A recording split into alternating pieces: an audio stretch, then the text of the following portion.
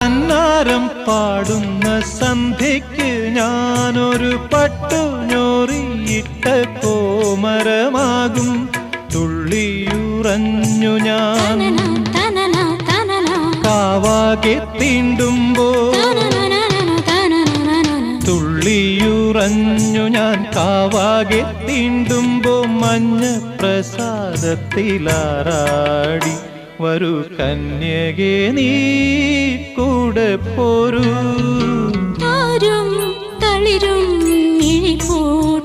താഴെ ശ്യാമാംബരത്തിൻ നിറമായി ഏകയായി കേഴുമ്പോ കേൾക്കൂ ഞാൻ നിൻ സ്വനം.